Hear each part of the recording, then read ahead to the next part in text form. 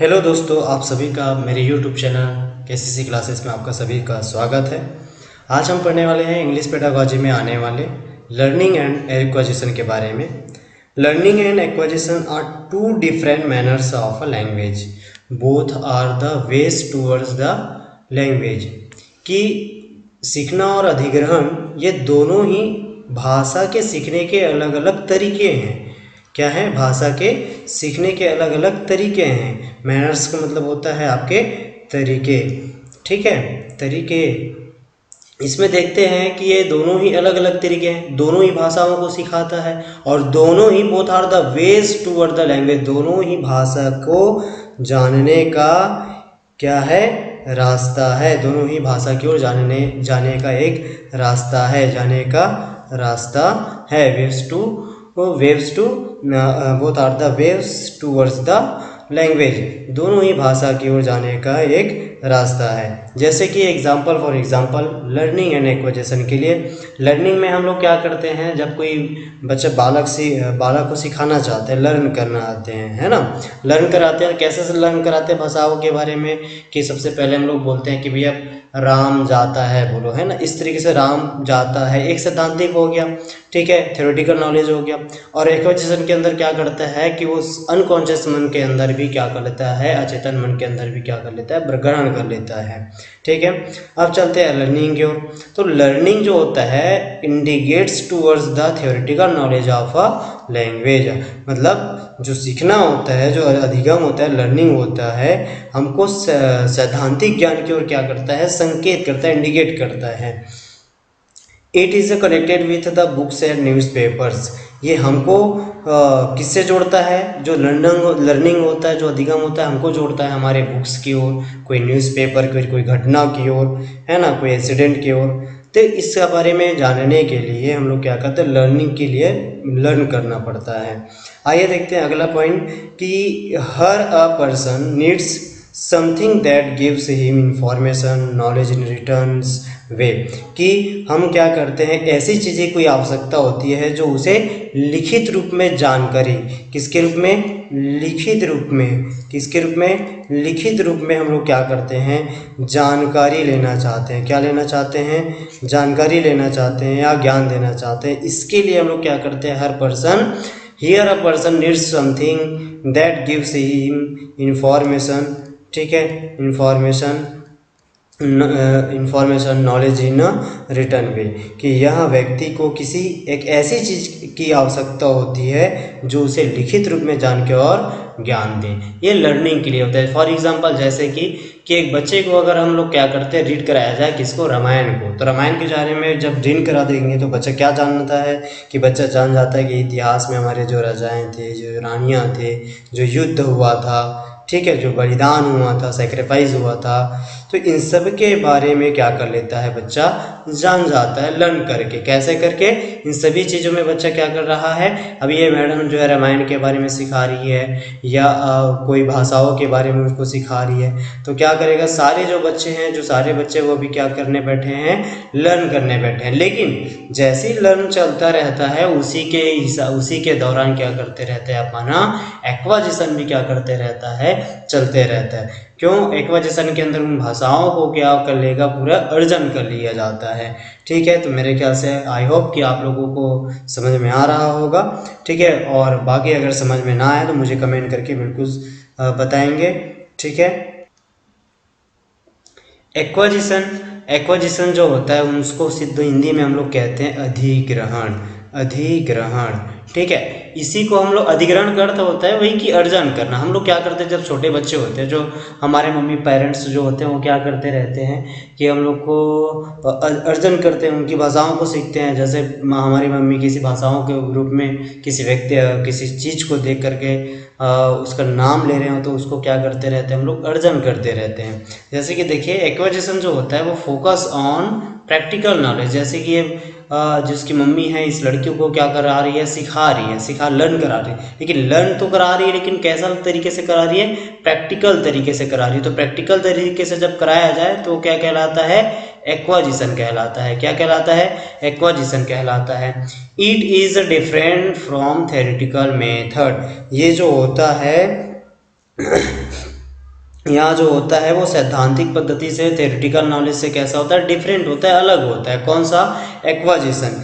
Here a person learn everything by doing, everything by doing. इसका मतलब ये होता है कि यहाँ व्यक्ति सब कुछ करके ही सीखता है। इसका मतलब ये है कि इसमें बच्चे जो हैं कैसे करके सीखते हैं, एवरीथिंग बाय डूइंग, मतलब करके सीखता है, करके सीखते हैं, करके सीखते हैं, करके सीखते हैं, करके सीखते हैं, है ना।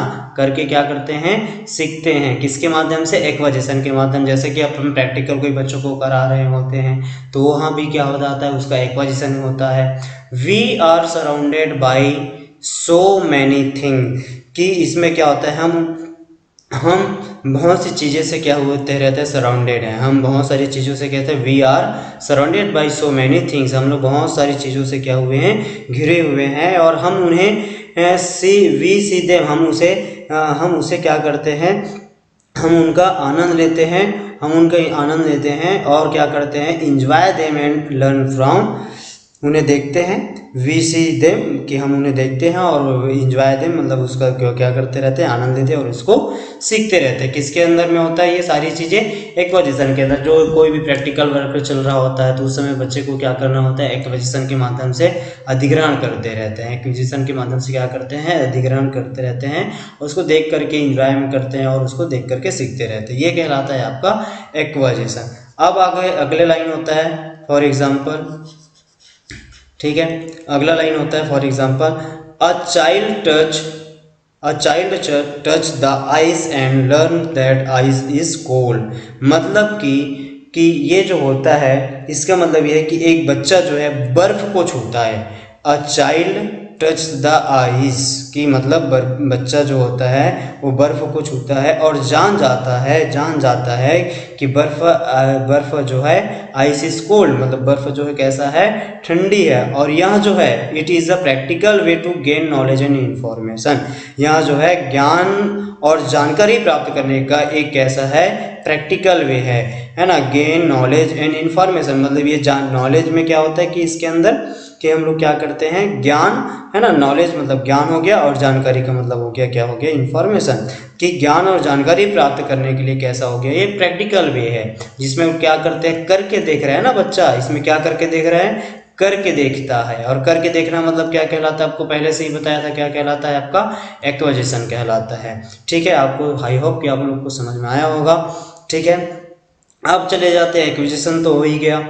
अब हम लोग देख लेते हैं आपके difference between learning and acquisition के बारे में, कि आपको पता होगा learning between different between learning and acquisition, दोनों के बारे में अंतर देख लेते हैं। कुछ अंतर होते हैं इनके बीच में, कि ये जो होता है लर्निंग जो होता है, अधिगम जो होता है, जो सीखना होता है, ठीक है, it is connected with theoretical knowledge, ये सैद्धांतिक ज्ञान की ओर हमको क्या करता है, जोड़ता है। जैसे मैंने बताया था रामायण के बारे में, कोई कहानियाँ बताई जाती है, तो इन सारी चीज़ कैसे है, कोई इतिहास बताया जाता है, तो उस समय बच्चा क्या करता है, लर्न करते रहता है। क्या करते रहता है, लर्न करते रहता है। ये थ्योरेटिकल नॉलेज होता है। और इस a child gain knowledge by book, newspaper ETC, कि इसका मतलब ये हो गया एक बच्चा जो है किताब, समाचार पत्र आदि से भी क्या करते रहता है, ज्ञान को प्राप्त करते रहता है।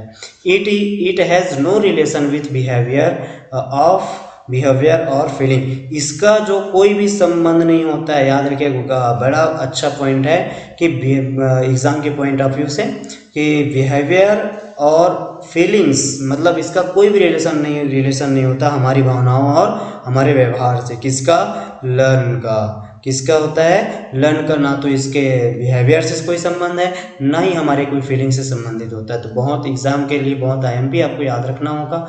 ठीक है, क्लियर, आई होप कि आपको समझ में आ रहा होगा। जैसे ही अभी मैंने बताया था लर्न के बारे में, कि लर्न जो होता है, मैंने बताया था जस्ट अभी पॉइंट में, कि connected with a theoretical knowledge, लेकिन एक्विजिशन जो होता है connected with a practical knowledge. इसमें हम लोग को क्या करना होता है, करके सीखना होता है।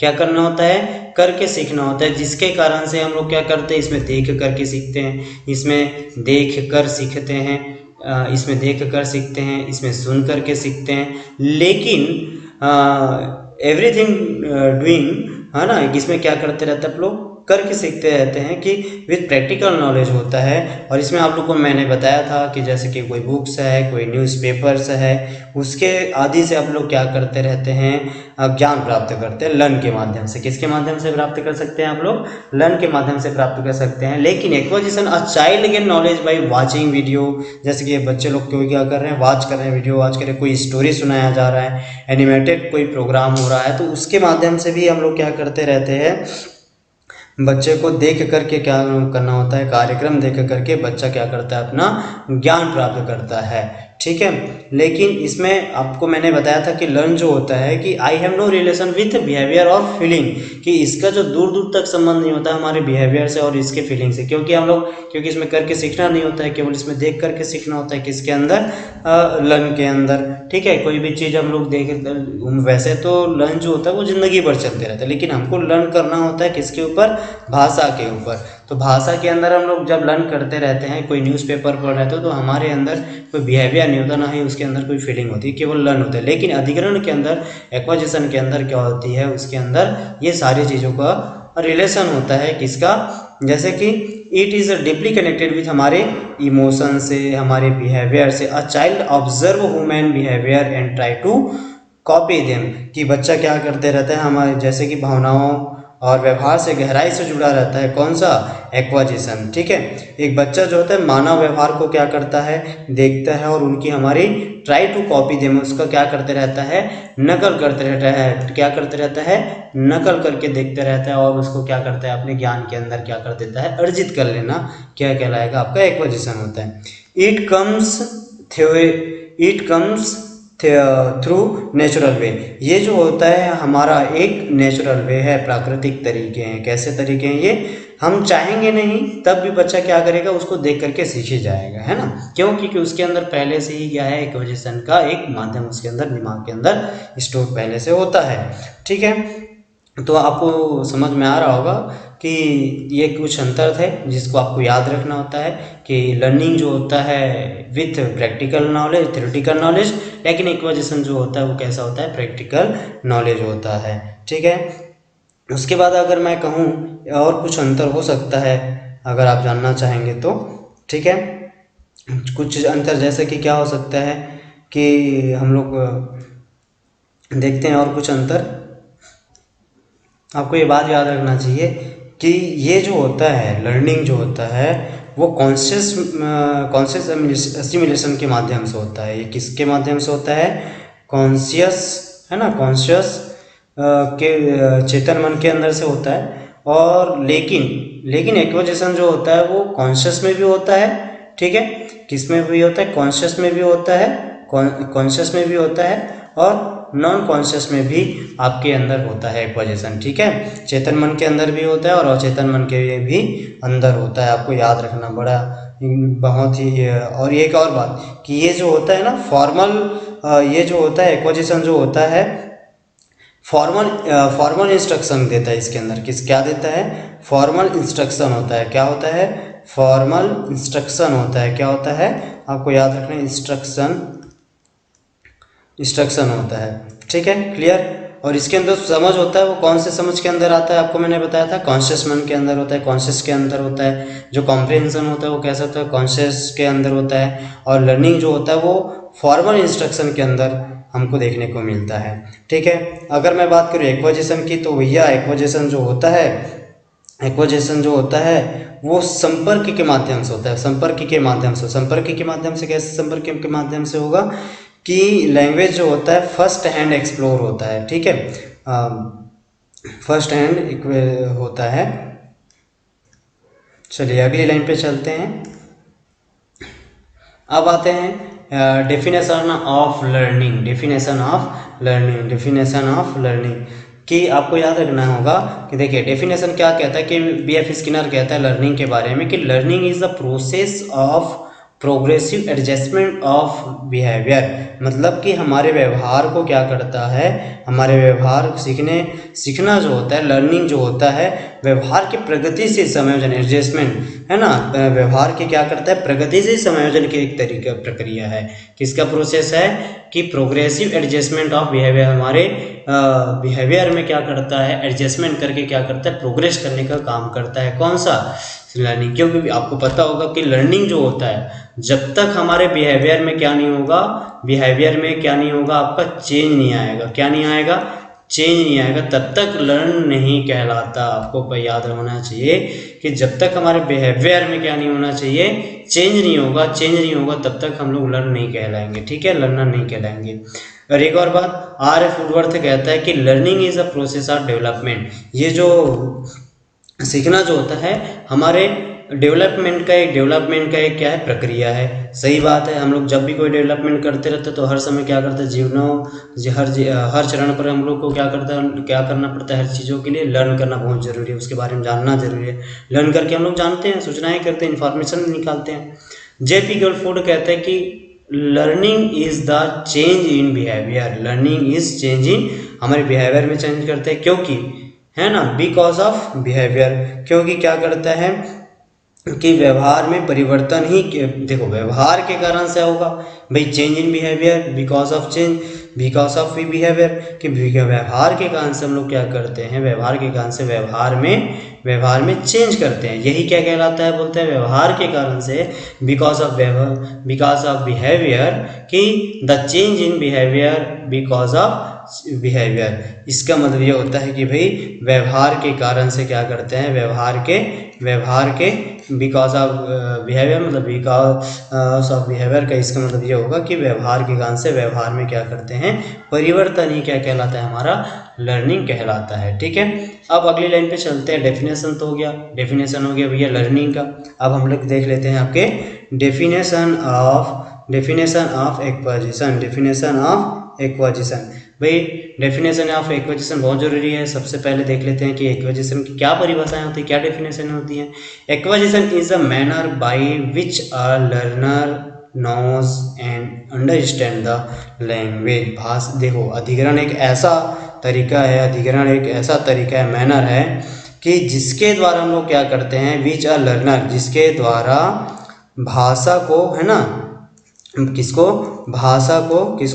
भाषा को नॉस एंड अंडरस्टैंड करते हैं। क्या करते हैं कि एक्वाजिशन के माध्यम से, कि एक्वाजिशन एक ऐसा तरीका है, acquisition is a manner by, कि एक्वाजिशन एक ऐसा तरीका है जिसके द्वारा एक शिक्षार्थी मतलब कि एक लर्नर क्या करता है, भाषा को जानता है और उसके बारे में क्या करता है, समझता है। भाई अब जैसे कि उसने तो लर्न कर लिया कि राम गाना गाता है, भाई राम गाना गाता है, इस तरीके से लर्न तो कर लिया, लेकिन जब इसके बारे में कोई एक्वाजिशन नहीं होगा तो बच्चा इसके बारे में अंडरस्टैंड नहीं कर पाएगा कि भाई कि राम गाना गा रहे हैं, इसका मतलब कि क्या कर रहा है, क्या एक्टिविटीज़ कर रही है, इसके बारे में उसको पता ही नहीं होगा। तो वो पता चलेगा कि इसके माध्यम से, जब तक उसको एक्वाजिशन नहीं होगा तो उसको अंडरस्टैंड नहीं आएगी।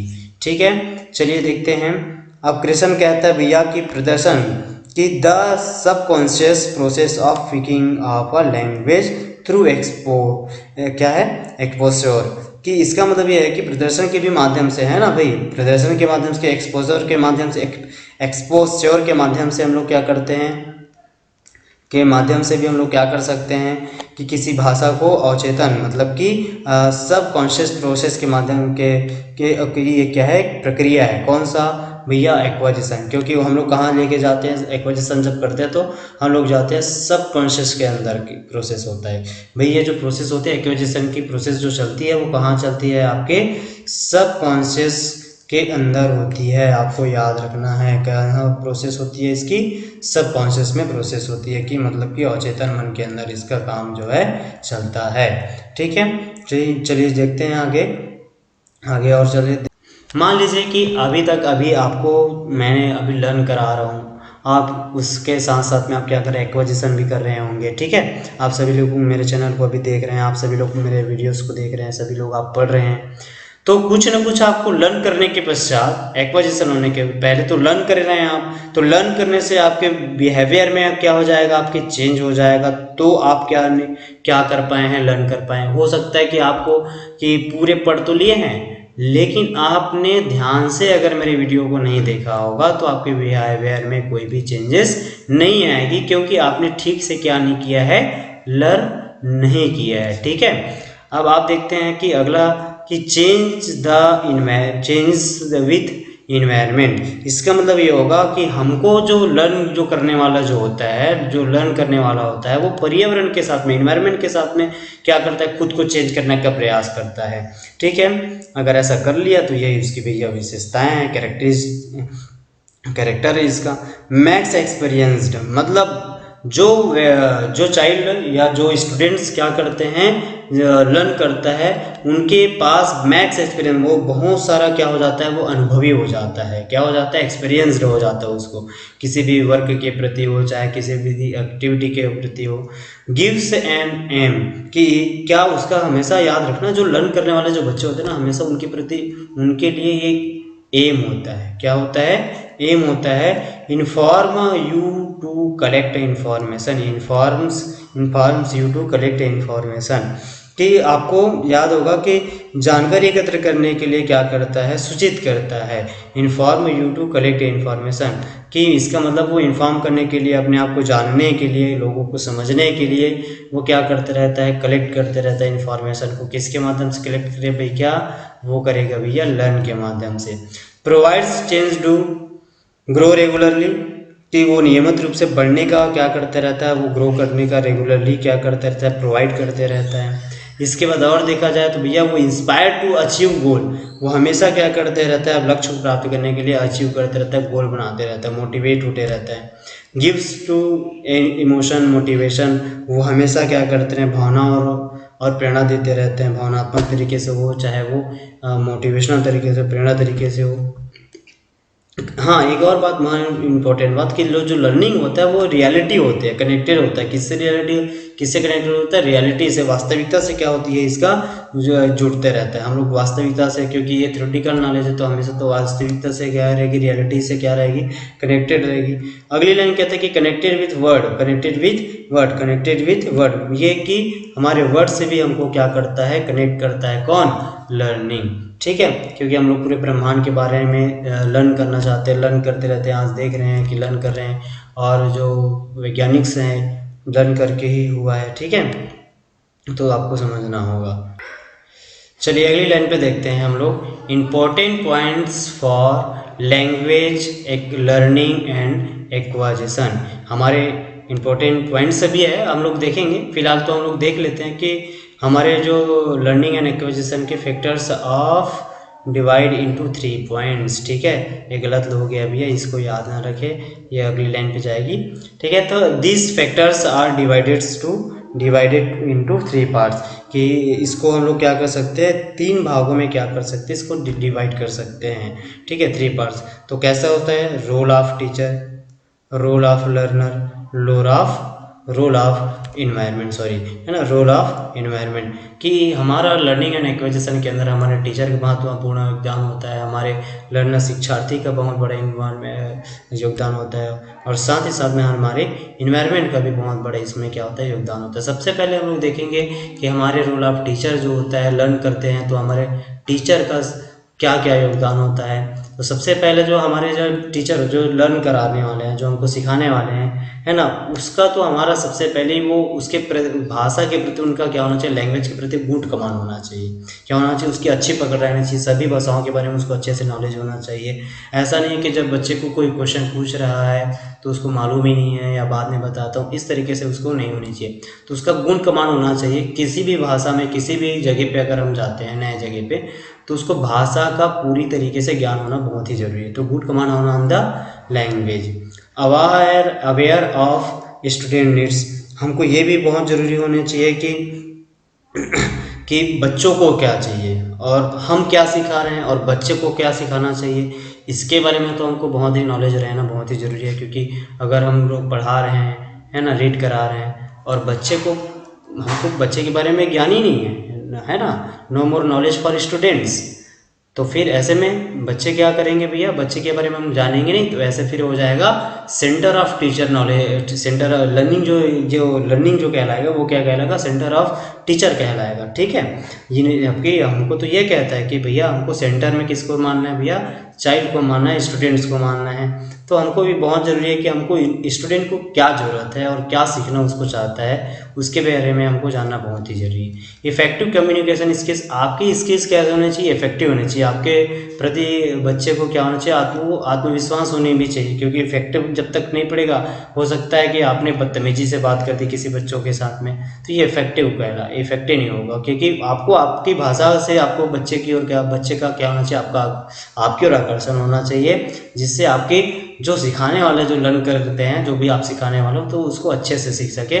ठीक है, उसके बाद देखा जाएगा तो भैया ये अट्रैक्टिव होता है, कैसा होता है, कैसा होता है ये अट्रैक्टिव पर्सनालिटी क्या होनी चाहिए। अट्रैक्टिव पर्सनालिटी क्या मतलब भैया, अब हम छोटे बच्चों को पढ़ाने वाले हैं, है ना, और बहुत बड़ी बड़ी दाढ़ी बना करके ऐसे भैया चले गए हैं, ऐसे बड़ा बड़ा दाढ़ी है हमारा, तो इस तरीके से दाढ़ी है, तो इस तरीके से हमको होना नहीं चाहिए भैया। भाई हमको पर्सनालिटी ऐसा रखना है कि भाई बच्चों को अच्छा लगे, बच्चों को समझ आए, इस तरीके से हमको रखना है। नहीं तो बच्चे आपको डरने लगे तो भाई आप कैसे टीचर, रोल ऑफ टीचर कैसे निभाओगे। ठीक है, उसके बाद जेन्युइन डिलीवर्स मेथड, कि आपको हमेशा क्या करना चाहिए कि हमको और आपको क्या करनी चाहिए कि वास्तविक वितरण पद्धति होनी चाहिए, जेन्युइन होनी चाहिए। ऐसा नहीं है कि आप रीड करा रहे हैं और वो चीज़ उसके पुस्तक में नहीं है, जेन्युइन नहीं है, और आप ऊपर ऊपर नॉलेज दिखा रहे हैं कोई इस तरीके से उस तरीके से। तो ऐसा जेन्युइन होना चाहिए, वास्तविकता की ओर होना चाहिए, ऐसा नहीं कि बनावटी हो। जो भी आप मेथड तरीके से आप पढ़ाना जो जेन्युइन होना चाहिए। ठीक है, जेन्युइन तरीके से आपको रीड कराना ज़रूरी है। साथ साथ में फेवरेबल बिहेवियर होना चाहिए, कि आपका जो फेवरेबल का मतलब ये होना चाहिए कि आप बच्चों के साथ में आपका समायोजन होना बहुत ज़रूरी है, फेवरेबल होना बहुत ज़रूरी है। क्यों ज़रूरी है कि भाई आपके क्लास के अंदर में जो जितने भी बच्चे बैठे रहते हैं, वो ज़रूरी तो नहीं है कि आप सभी बच्चे आपके हिसाब से ही चलेंगे। तो आपको सभी बच्चों के आधार पर आपको क्या करना चाहिए, रीड कराना होना चाहिए, फेवरेबल बिहेवियर होना चाहिए, परिवर्तनशील होना चाहिए, आपके चेंजेस होना चाहिए बिहेवियर में। ठीक है, ऐसा आपको अपनी अकड़ में ऐसा रह करके नहीं पढ़ाना है। तुम लोग बाकी 2-4 बच्चों को ले कई टीचर ऐसे करते हैं कि लर्न कराते समय क्या करते हैं, कुछ बच्चों को महत्व देते हैं, इंपॉर्टेंस देते हैं, जिससे बाकी बच्चे क्या हो जाते हैं, नर्वस हो जाते हैं। ठीक है, और साथ ही साथ में जो टीचर होना चाहिए वो कैसा होना चाहिए, बड़े भैया क्रिएटिव होना चाहिए, सृजनात्मक होना चाहिए, सृजनात्मक सोच वाली होनी चाहिए। सृजनात्मक जब तक सोच नहीं रहेगा, क्रिएटिव जब तक नहीं रहेगा, तो बच्चों को हैंडल करना बहुत बड़ी मुश्किल हो जाती है। भाई बच्चों को अगर आपको पढ़ाना है तो वाकई में बहुत आपको ज़रूरी है कि आपके अंदर क्रिएटिविटी रहना बहुत ही ज़रूरी है, कि वो भाई आज अगर किसी रन जब करा रहे हैं तो कोई अगर चीज़ समझ नहीं आ रही है तो भैया उसको सिखाना बहुत ज़रूरी है। प्रोग्रेसिव थॉट वाला होना चाहिए, हमेशा आपका जो थॉट है, जो सोच है, वो प्रोग्रेसिव रहना चाहिए, है ना, प्रगतिशील रहना चाहिए। साथ साथ में आपके अंदर ऐसा नहीं कि रीड कराने के साथ साथ में आपको एक्स्ट्रा एक्टिविटी भी आना चाहिए। ठीक है, एक्स्ट्रा एक्टिविटी भी आना बहुत ही ज़रूरी है। तो इस तरीके से आप लर्निंग एंड एक्विजिशन के अंदर एक टीचर का रोल होता है, जिसको इस तरीके से आपको करना से होता है। ठीक है, तो चलिए चलते हैं अगले पॉइंट पर, रोल ऑफ लर्नर की ओर हम चलेंगे। ठीक है, रोल ऑफ लर्नर का क्या दिक्कत है देखते जाए, ये है क्या पॉइंट है रोल ऑफ लर्नर का, कि वो क्या होना चाहिए, अटेंटिव होना चाहिए। सर भाई अब हम क्लास में आप भाषा को सिखाने चले गए हैं, कोई भी चीज़ को पढ़ाने चले गए हैं, और आपके जो बच्चे हैं वो हंस रहे हैं, कोई अपने अपने में लगे हुए हैं, तो ऐसे में आपका योगदान एक टीचर, एक शिक्षार्थी का अटेंटिव नहीं कहलाएगा। तो इससे पहले कि आप अगर लर्न कराने वाले हैं तो बच्चों के लिए क्या होना चाहिए, बच्चे क्या होना चाहिए, कैसा होना चाहिए, सचेत रहनी चाहिए। कैसे रहनी चाहिए, सचेत रहना बहुत ज़रूरी है। उसके बाद कि बच्चे को जब आप लर्न कराने से पहले आपके जो बच्चे हैं वो इंटरेस्टेड होनी चाहिए, इच्छुक होना चाहिए कि आप जो लर्न कराने वाले हैं उसके प्रति, और साथ ही साथ में उसका हेल्थ भी कैसा रहना चाहिए, स्वस्थ रहना चाहिए। हेल्थ कैसा रहना चाहिए, आपके स्वस्थ रहना चाहिए। गुड मेंटल एफिशिएंसी, हो सकता है कि बच्चे मानसिक दृष्टिकोण से अच्छा ना हो तो भी बच्चे जो है अच्छे से आपके लर्न नहीं कर सकते हैं। ठीक है, उसके बाद बच्चों के अंदर होनी चाहिए, क्या होनी चाहिए, मैनर, तरीका, ढंग, है ना, कई कई लोग होते हैं ना बच्चे जो क्लास के अंदर बैठे रहते हैं, जिसके बदतमीजी करते रहते हैं, टीचर से भी बदतमीजी करते रहते हैं। और एक और बात कि अब उसके अंदर होनी चाहिए ऑब्सेंस होनी चाहिए। क्यों भैया? जब तक वो क्या नहीं रहेगा, आज्ञाकारिता नहीं रहेगी, क्या नहीं रहेगी, आज्ञाकारिता नहीं रहेगा, तो भी बच्चों के अंदर नॉलेज जो है, एक्विजिशन जो है या लर्निंग जो है अच्छे से नहीं हो पाता। आज्ञाकारिता रहना बहुत ही जरूरी है। उसके साथ में यह होना चाहिए बच्चे का, कोई टीचर जब क्लास में आया हुआ है तो एकदम फोकस रहना चाहिए, उसका ध्यान क्या रहना चाहिए, केंद्रित रहना चाहिए। कोई भी एक्टिविटीज़ चल रही है, कोई भी चीज़ चल रहा है तो स्ट्रांग विल पावर होनी चाहिए, उसके पास अच्छी मानसिक दक्षता या दृढ़ इच्छा शक्ति होनी चाहिए कि भाई आज मुझे पूरे सर के क्लास को पूरा लेना है। जैसे आपको मैं पढ़ा रहा हूँ, है ना, तो आपको ऐसा नहीं कि बीच में स्किप करके पढ़ रहे हैं, ऐसा नहीं होनी चाहिए। आपको दृढ़ संकल्प से पूरे वीडियो को देखना होगा, तभी आप क्या कर सकते हैं, इंग्लिश को अच्छे तरीके से समझ सकते हैं।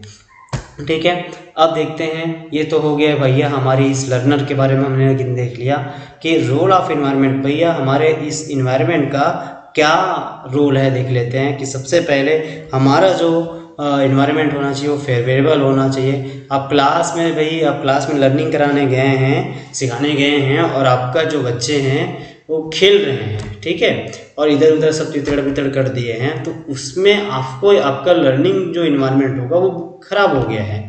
तो उसको क्या होना चाहिए, फेवरेबल होना चाहिए, आपके अनुसार से अनुकूलित होना चाहिए। आप जो गए क्लास के अंदर और आप उसको क्या कर सकते हैं, सुधार सकते हैं क्लास को, एनवायरनमेंट को, ठीक है। साइज ऑफ क्लासरूम बहुत ज़रूरी है कि क्लासरूम की साइज अच्छे बड़ी रहनी चाहिए, और ऐसी भी बड़ी नहीं कि भाई बहुत बड़ी लंबी रख दी हैं और छोटे छोटे बच्चे जो बहुत ही कम बच्चे बैठे हुए हैं, ऐसे नहीं।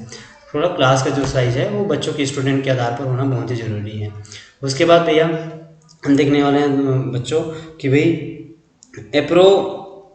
Appropriate learning materials. इसका मतलब यह है कि उसके पास अप्रोप्रिएट होनी चाहिए लर्निंग के लिए। भाई आप अगर लर्न कराने वाले हैं, जैसे भैया आप लर्न कराने वाले हैं कोई ग्लास के बारे में, है ना, कोई ग्लास, कोई मिरर के बारे में, तो आपके पास ये इक्विपमेंट रहना बहुत ही ज़रूरी है। तो भी बच्चे के अंदर एक्विजिशन की जो है भावना है वो अच्छे तरीके से होगी। साथ साथ में इंटरेस्टेड सब्जेक्ट्स होने चाहिए। भाई इंटरेस्टिंग सब्जेक्ट होने चाहिए। सब्जेक्ट कैसे होने चाहिए, इंटरेस्टेड होना चाहिए, तभी बच्चा क्या करेगा, आपके इन्वायरमेंट जो अच्छे से बन पाएगा। क्योंकि अगर क्लास का इन्वायरमेंट अगर ख़राब हो गया तो भैया आपको लर्न कराना बहुत ही दिक्कत हो जाएगा। गुड फैसिलिटीज़ होना चाहिए। हो सकता है कि आपके क्लास के अंदर अगर डिजिटल पैनल लगा हो तो आपका क्लासरूम के फैसिलिटी बदल जाएगा। हो सकता है अगर कोई कोचिंग खोल के बैठे रहते हैं तो गुड फैसिलिटीज़ के चक्कर में क्या करते हैं, कोई एसी लगा के दे रहा है। तो इस तरीके से जब हम लोग इन्वायरमेंट देते हैं तो ये इन्वायरमेंट होता है जो आपको सीखने के लिए क्या करता है, बड़ा अच्छे तरीके से क्या करता है, प्रेरित करता है। तो ठीक है, तो आज के इस क्लास में मैंने इतना ही पढ़ाया है। तो आपको क्या क्या पढ़ाया आपको रिवाइज में मार दूंगा, फिर से एक बार मैं देख लेता हूँ। तो सबसे पहले हम लोगों ने जाना कि ये जो लर्निंग जो होता है वो कितने भागों में, पहले तो लर्निंग और एक्विजिशन जो होता है 2 फैक्टर होता है, जो भाषा के सीखने के 2 अलग अलग तरीके हैं। और साथ साथ में भाषा की ओर जाने का भैया एक रास्ता होता है कि both are the ways towards the knowledge. मैंने बताया भैया लर्निंग जो होता है वो थ्योरेटिकल नॉलेज पर डिपेंडेंट होता है। ये कनेक्टेड होता है बुक्स एंड न्यूज़पेपर्स। मैंने ये भी बताया कि भैया लर्निंग के माध्यम से हम लोग कुछ आवश्यकता होती है जिसके से क्या करते हैं, कुछ सूचना लिखित जानकारी दे देते हैं। जैसे कि मैंने बताया रामायण से अगर हम लोग लर्न करते हैं तो क्या करते हैं, बहुत से उसके नॉलेज जान जाता है कि भैया कोई राजा थे, कोई बैटल्स थे, है ना, कोई सैक्रिफाइस करने वाले थे, उसमें प्यार भी हुआ था, डेथ भी हुआ था, इस तरीके से। ठीक है, तो इस तरीके से मैंने बताया था। फिर एक्विजिशन बताया था, डिफरेंट बिटवीन एक्विजिशन के बारे में बताया था। तो ठीक है, कोई अगर हमारी वीडियो में अगर कोई कमी रही होगी तो बिल्कुल बताइएगा, कमेंट करके बताइएगा, और अच्छे से बनाने की कोशिश करेंगे। ठीक है, तो आज के लिए मैं इतना ही करूँगा, फिर मैं बाकी कल पढ़ाऊँगा टाइप ऑफ लर्निंग। ठीक है, टाइप ऑफ लर्निंग के बारे में मैं बताने वाला हूँ। तो कल हम मिलेंगे इस आगे की वीडियो पर, ठीक है, पार्ट 2 पर। तो आप सभी कोई हमारी इस वीडियो को लाइक करना, सब्सक्राइब करना। और एक और इम्पोर्टेंस बात, हमारे पास ये जो लिखा हुआ है इसका नोट्स हमारे पास है, और नोट्स जिसको भी खरीदना होगा वो हमारे व्हाट्सअप नंबर पे पहले क्या करें, कॉल करें, है ना। व्हाट्सअप नंबर पर कॉल करने हैं 777 09718005। ठीक है, अगर किसी को भी नोट्स चाहिए रहेगा तो वो हमारे व्हाट्सएप पे भेजिएगा, हम उसको नोट्स अवेलेबल करा देंगे। कुछ इसकी राशि रहेगी जो आपको व्हाट्सएप के ज़रिए से आपको बता दिया जाएगा। ठीक है, तो ठीक है, धन्यवाद। आप सभी लोग लाइक करें, सब्सक्राइब करें एंड शेयर करें। और सर आपको ये भी बता दूं, हमारे छत्तीसगढ़ शिक्षक भर्ती आने वाली है और सीटेट हो चाहे वो सीजीटेट हो, सभी के लिए काम आने वाला है। ठीक है, ओके, बाय।